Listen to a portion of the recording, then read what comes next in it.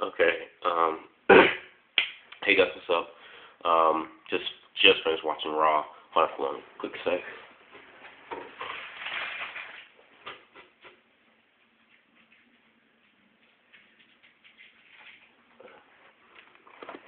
Sorry about that. I'm kind of have a kind of coming over with a little cold. So forgive me if I sound a little bit nasally and if I'm coughing. I'm chewing on it. Well, not chewing, but sucking on a cough drop.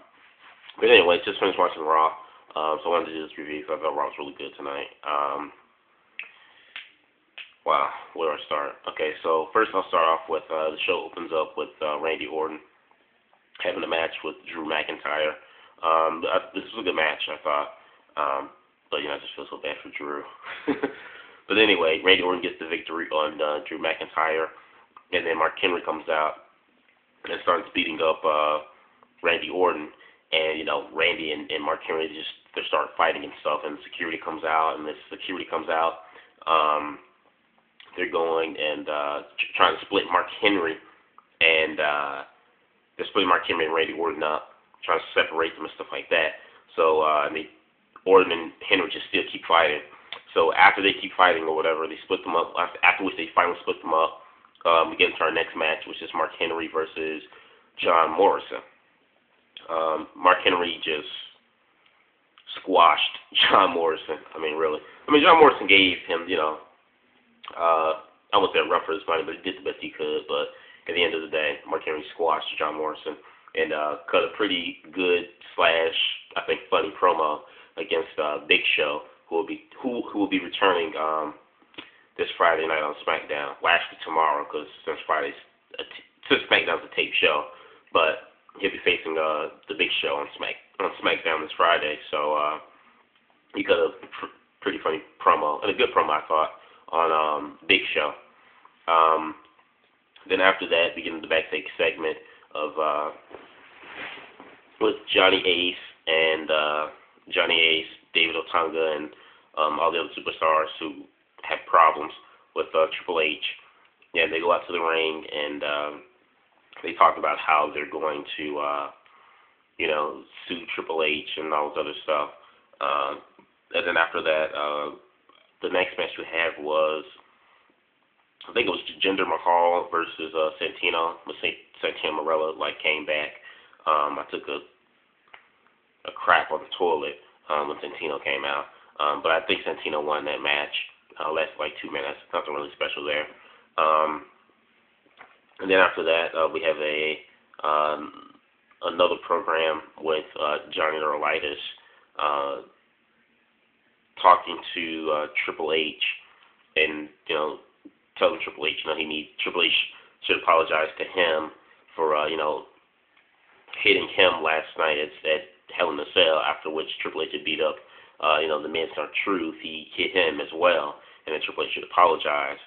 And Triple H grabs him in the collar and tells Johnny Ace, kind of really tells him all the piece of his mind, and how he says he thinks his right hand man is undermining him and scheming against him and working with the talent against him. Excuse me. And then after that, we get into it's supposed to be a Divas tag match: Kelly and Eve versus Natalya and Beth Phoenix. This match didn't even really kick off because Kelly just started beating up Beth Phoenix, and the referee told her to stop. She wouldn't, and so the match ended in a disqualification. Then Kelly just continuously just started beating up Beth Phoenix, and it took Eve to take her off of Beth Phoenix. So I don't know, maybe Kelly might turn heel or something. I don't know. But after that, we get into our main event match, which was a good match. 12-man tag match. CM Punk, John Cena, Airborne, which consists of Kofi Kingston and Evan Bourne, Sheamus and Mason Ryan versus Alberto Del Rio, Christian, Dolph Ziggler, Jack Swagger, Jack Swagger. I think I'm forgetting someone else. No crap. I should have written the names down. I can't think of it. Jack Swagger, Dolph Ziggler, Christian, Alberto Del Rio, uh, Cody Cody Rhodes, and some other guy. I forgot the last guy's name. I can't think of. But this was, I thought, a really good 8-man tag match. Went over 25 to at least practically 30 minutes. Good match, back and forth stuff. Everybody, I thought had their time to shine. John Cena wasn't a hog and just started beating up everybody. But it was funny because as the match started to come to a close, there's this one spot where everyone started to do their finisher moves and stuff on other people. And when it was Cody Rhodes' turn, I guess Cody might have came in the ring too early because he came in and he kind of looked around for 2 seconds, kind of stalled, and finally realized, oh wait, the person I need to hit with my move isn't here just yet. I thought that was kind of funny, the 3-second stall. How you just kind of lost and realized, oh wait a minute, oh crap, I'm too early. So he leaves and then comes back and does his finisher on Evan Bourne. So after the ring clears and everybody does their David Otunga was the other guy who's on the opposing team. David Otunga. Wow, shows you how really unrelevant he is. Anytime I couldn't remember his name, and I remembered 11 other superstars' names. Anyway, so after everything is cleared up, Sheamus takes Dolph Ziggler in the head with the Irish Curse kick and gets the pin and gets the win for his team. After that, we come back to a 10 to 15 minute segment where all the WWE superstars, the divas, and the referees come out to confront Triple H in a vote of confidence. And start off with Wade Barrett representing all the rest of the WWE superstars, which I thought was a good choice to choose Wade Barrett because out of all the male wrestlers they had, Wade Barrett, in my mind, no doubt, without a doubt, I think the best talker out of all those guys that was out there tonight. So it was a good thing that they chose Wade Barrett to represent the male wrestlers. And Wade Barrett was just saying how they're all competitors, and when they come to work, they don't expect to get beat up by by unemployed wrestlers, by people who don't work within the WWE, like Miz and R-Truth, and getting attacked in parking lots. And then since Triple H has become COO, the whole company has just become a complete chaos. And after that, you had the referees who, one of the referees who represented the rest of them was saying that, they don't feel safe coming to work because they've been attacked. Like last night's example when Miz and R-Truth came in. After that, Beth represented the Divas and talked about how the Divas, they're afraid, for something could happen to them, although nothing has happened to them. But something could happen to them that, that's a risk. And Jerry the King Lawler came back tonight and said that, he has to kind of agree with everybody that Triple H has lost control over the WWE. And, his actions speak louder than words, and he just walks out of the ring. And when he walks out of the ring and just leaves, all the wrestlers leave, and then the referees leave, and then the Divas leave, and then Michael Cole gets up from the announce table and he leaves Triple H, which I kind of expected, but then Booker T soon follows him and Booker T leaves. Then all the cameramen who had all the cameramen who were on the floor around the ring, they dropped their cameras, left it in the ring, they all left, and it was just down to Triple H and Jim Ross at the table, and people were cheering for Jim Ross and stuff like that. And Jim Ross looked like he didn't want to leave, but it's like I kind of have to agree with everybody here. Like Triple H is losing control of the company, and then Jim Ross leaves, which was like a shock to everybody. It's like, oh no, Jim Ross. So then Jim Ross leaves Triple H, and Johnny Laurinaitis comes out after everyone leaves and the ring is cleared. It's just Triple H standing there. Johnny Ace comes out, and Johnny Ace is just shaking his head like he's so disappointed or whatever. And then Johnny Ace goes back. Excuse me. And then Johnny Ace goes back, goes backstage, and Raw just ends with Triple H, just standing in disbelief, like, wow, like I can't believe everybody just turned their backs on me, and the crowd was chanting Triple H.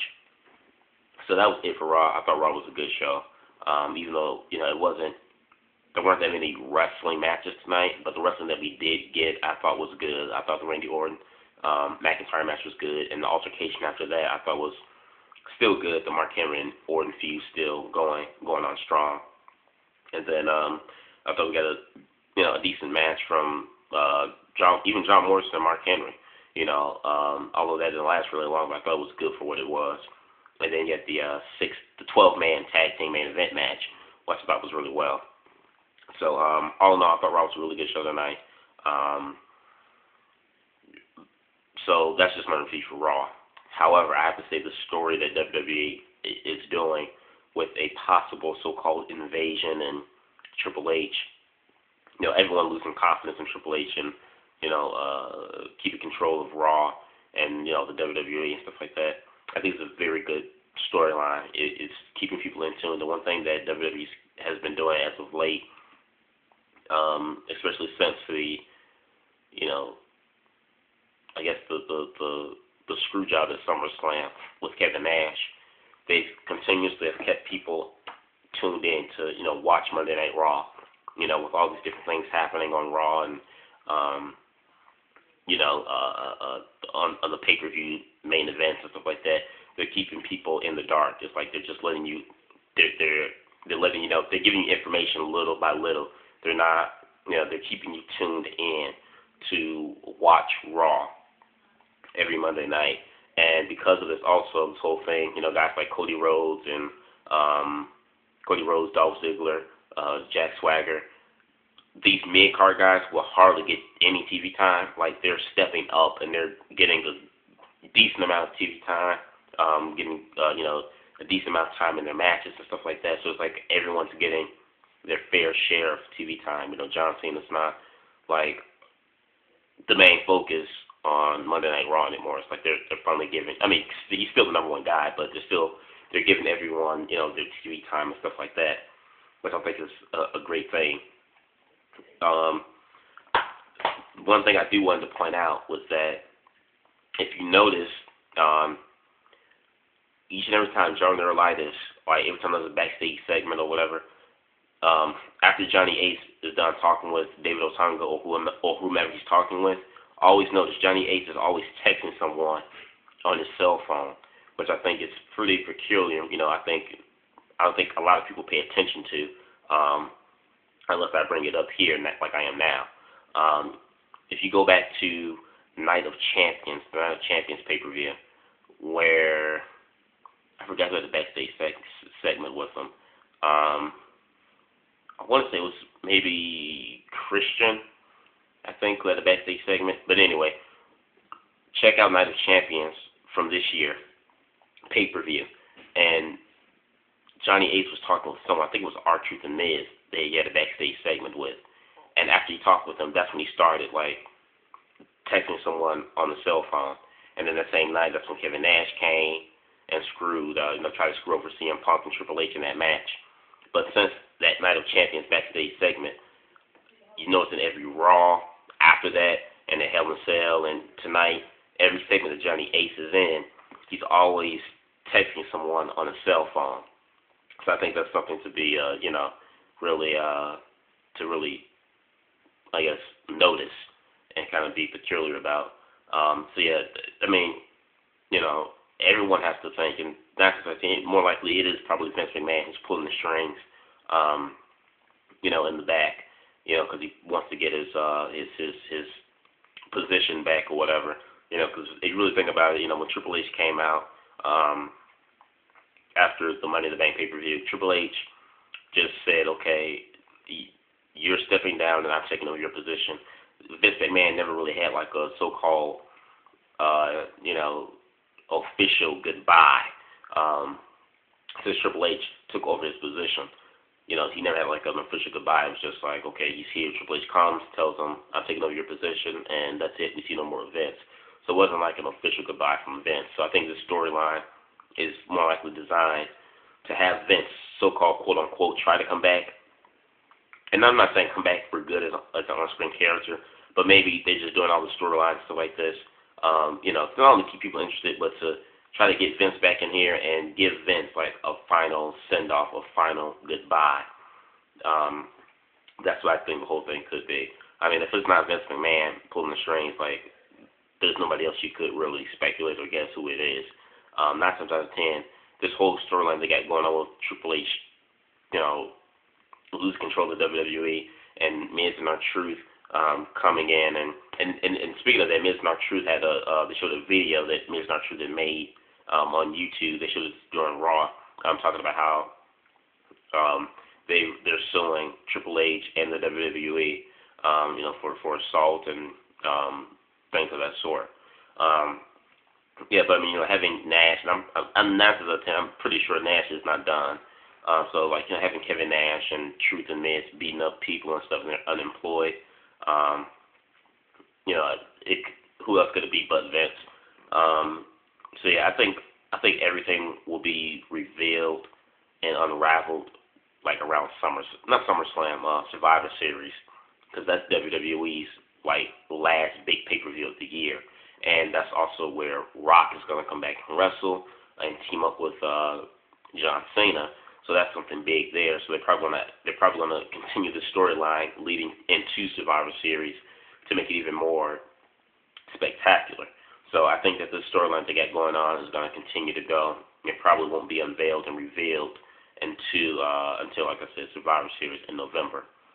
However, like I said, I think everything is Raw's been good. And I made this statement like 2.5 months ago when CM Punk cut his promo on Raw, and when CM Punk won Money in the Bank and was, you know, when Punk was really hot this summer. I said this on my video. If you guys go on my YouTube video, look on my YouTube page, look on my playlist. I have a video of CM Punk, and I have a tab that says CM Punk, and in that tab, I have all of Punk's promos from Raw throughout SummerSlam, leading up to his feud and stuff with Triple H at Night of Champions. But I also had made a video talking about CM Punk. Myself, I'm talking about myself as a fan. I made a video talking about CM Punk, and I clearly said this in my video. I said, should WWE continue to become entertaining, and we're moving to a new era, or become interesting? I said all credit would have to go to CM Punk, because Punk started making Raw interesting ever since he got that promo. Now, for all of my subscribers, you guys know I'm a huge CM Punk fan. Yes, I am a mark. And I'm not saying these things because I'm a mark. Even if I was not a CM Punk fan, and I'm still noticing these things I've noticed now, everything that has become interesting in Raw now, you really have to say it goes back to CM Punk. Because Punk was the one who cut that promo on John Cena on Raw and got people talking, and it made people want to tune in next week, the week after that. And what happened? People started tuning in. After Punk won Money in the Bank, people started wanting to tune in to Raw. What's going to happen next? And then, you know, when he came back and stuff and had his feud with John Cena leading the SummerSlam, people were still tuned in to Raw, seeing what's happening next. And of course, you know, Triple H was thrown in there, but having Punk feud with Triple H, keeping people tuned in, seeing what's happening next, and having Kevin Nash screw Punk so that brother can become champion, keeping people tuned in to see what's happening next. And now although we've now moved on from Punk, and now we moved on to, you know, Triple H and this whole lost power control of Raw, all of these things had taken place because of, in my opinion, CM Punk. Yes, I am a CM Punk fan, but I'm not saying this because I am a CM Punk fan. I am saying this as a casual wrestling fan, someone who understands the business. I'm not saying I'm a smart. I don't know too much about the business, but I think I know well enough about it. You know, just these facts, if you just notice. So, like I say, you kind of have to give credit. Punk was the catalyst for making these things. It's like the domino effect. You know, when you have a whole stack of dominoes, you lay one domino down and the rest just fall. That one domino was CM Punk when he cut that promo on Raw. And since Punk cut that promo, and the storylines he's been involved with Cena and Triple H and Kevin Nash, all those things just kept leading to one thing after another, after another, after another. and now you've got, you know, Miz and Truth being fired, and they're doing like an outsider invasion type of like storyline thing, and CM and Triple H losing control of Raw, and you know everyone losing faith in him tonight on Raw and walking out on him. All these things, like I said, they're leading up. Has to go back to CM Punk, because before Punk got that promo on Raw, leading up to all this other stuff, and leading from one thing to the next, up to the point we're at right now, I don't know what type of storylines or what type of angle we'll be going into in WWE right now had Punk not done that. So let me know what you guys think on this topic and this opinion, as well as tonight's Raw review. Subscribe, comment, like the video. Later.